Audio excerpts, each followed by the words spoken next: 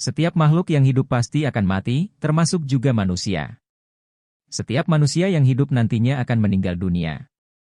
Ketika meninggal dunia, ruh manusia akan terpisah dengan jasadnya. Jasad mayit akan dikubur, dan ruh akan menuju ke alam kubur atau alam barzah.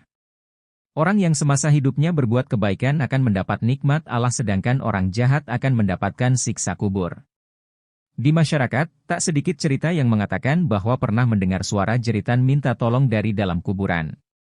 Padahal, alam kubur dan alam semesta berbeda, sehingga orang tidak akan bisa mendengar suara-suara dari alam kubur. Apabila ada orang yang mendengar suara jeritan minta tolong dari dalam kubur, apakah mungkin itu suara ruh manusia yang sudah meninggal ataukah suara setan? Kecuali ia adalah orang punya kiprah kebaikan ketika masih hidup. Misalnya membangun masjid, mushola, dan mengajak orang untuk kebaikan. Jadi, yang dimaksud adalah orang yang sudah di alam barzah, akan sibuk dengan urusannya sendiri. Orang di alam barzah tidak akan ada yang minta tolong kepada orang yang masih hidup, apalagi gentayangan.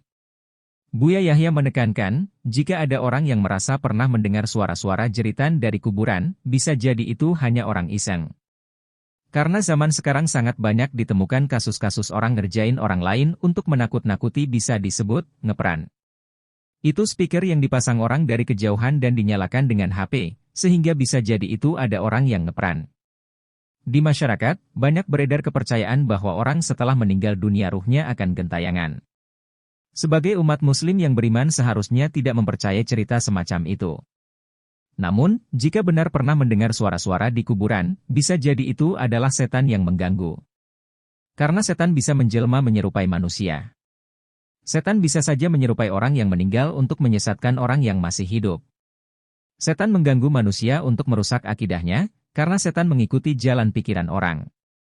Setan bisa saja menjelma menjadi orang yang sudah meninggal dunia lalu mengganggu orang yang masih hidup, biar orang yang masih hidup suzon kepada orang yang sudah meninggal. Biar heboh, ucap Buya Yahya.